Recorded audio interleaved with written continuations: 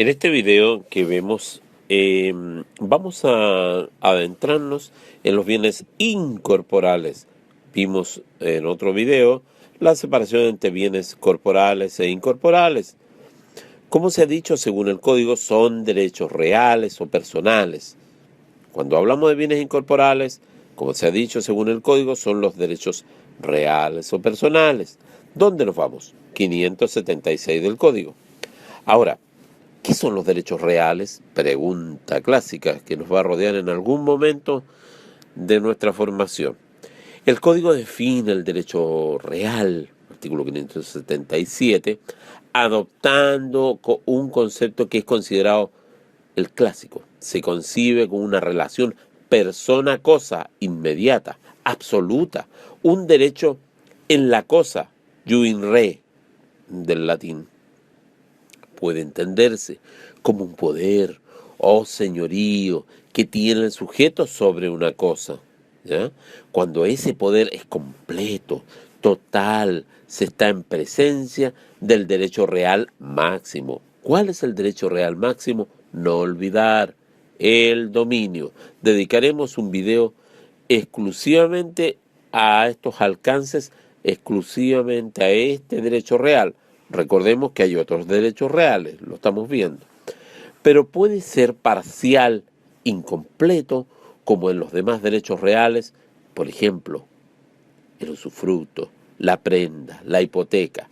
Ya vamos a ver en los videos de derechos reales limitados en qué consiste cada uno de ellos. Es decir, el titular es una persona, pero pueden también haber varias, como el caso de la copropiedad. Y la cosa ha de ser siempre determinada. Si debe necesariamente ser corporal o podría ser incorporal. Nos lleva nuevamente al problema del concepto de cosa, ¿ya? Recordemos que lo vimos en otros videos y nos referimos ampliamente a eso. Y que estará siempre presente en el estudio del derecho de los bienes. En este esquema que estamos viendo, dividimos los bienes o cosas, ya vimos la diferencia entre ambos conceptos, en corporales o incorporales, ¿ya? En los corporales ubicamos los bienes, en los incorporales los derechos, ¿ya? Y dentro de los derechos tenemos los reales y los personales, y de eso estamos hablando para ubicarnos en el contexto de este esquema. Pero esa concepción de derecho real como una relación persona-cosa ha sido sumamente discutida. Se observa una cierta impropiedad de concebir una relación entre persona y una cosa, en circunstancias que en derecho las relaciones jurídicas se establecen entre sujetos y el objeto de esa relación podrá recaer sobre una cosa. Por la disconformidad con aquella noción han surgido numerosas proposiciones para la concepción del derecho real. Nosotros aquí hemos citado algunas cosas. Se entiende que entre derecho real y derecho personal no existe una diferencia sustancial. En último término, el derecho real también importa una relación entre sujetos, siguiendo al profesor Penailillo, ¿ya? Pero mientras que en el derecho personal dicha relación se da entre el acreedor y el deudor, recayendo sobre la prestación, específicamente sobre la prestación en el derecho real. Esa relación tiene lugar entre el titular y el resto de las personas, recayendo desde luego sobre la cosa de que se trata. De este modo, el titular tiene el derecho de que se respete por todos el ejercicio de sus facultades sobre la cosa, ¿ya? Y ese aspecto es bien importante. Todos los demás, la obligación a ese respecto, ¿ya?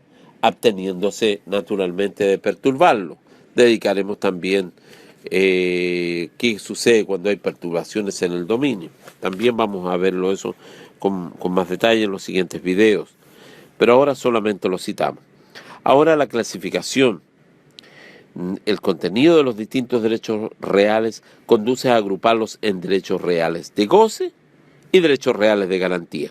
Derechos reales de goce, derechos reales de garantía.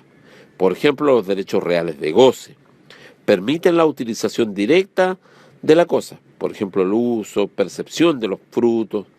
El primero de ellos, el más completo, es el dominio. Junto a él están otros derechos reales de goce, por ejemplo, con facultades limitadas, como el caso de usufructo, uso y servidumbre. Ahora, estamos solamente en los derechos reales, no nos metamos con los personales.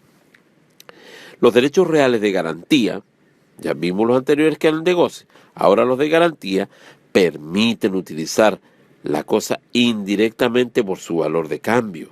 Contienen la facultad de lograr, con el auxilio de la justicia, su enajenación para obtener con el producto una prestación incumplida.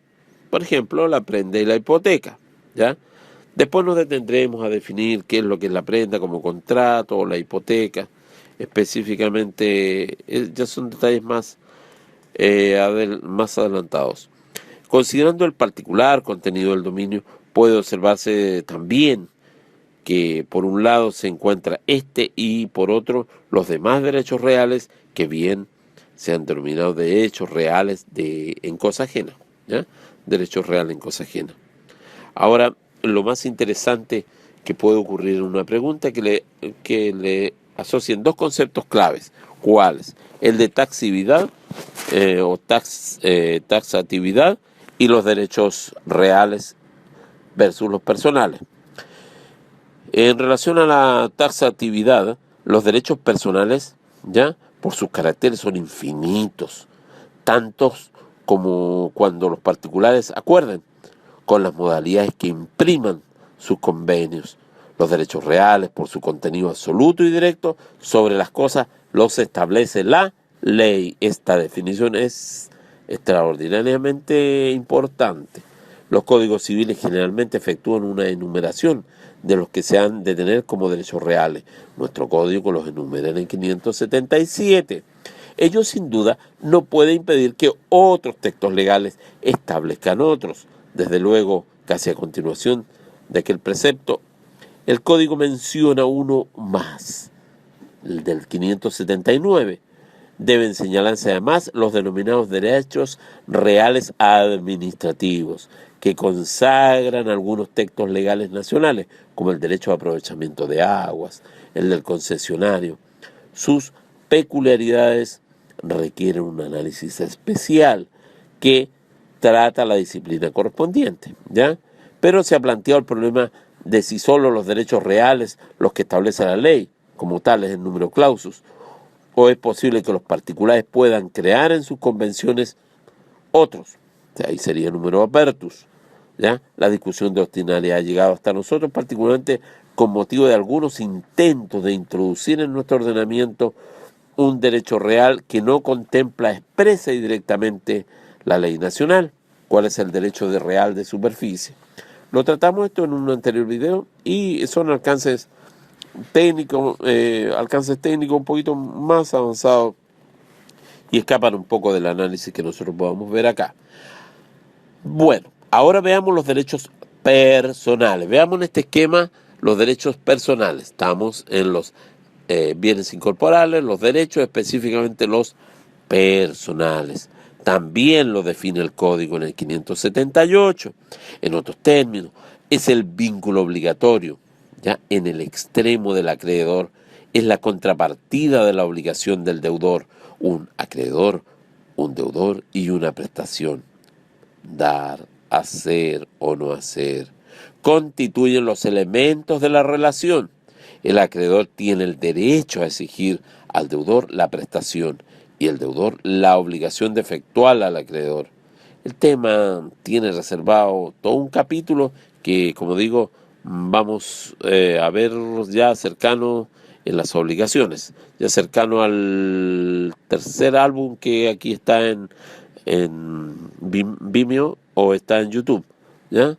Es interesante, como digo, que es extraordinariamente extenso.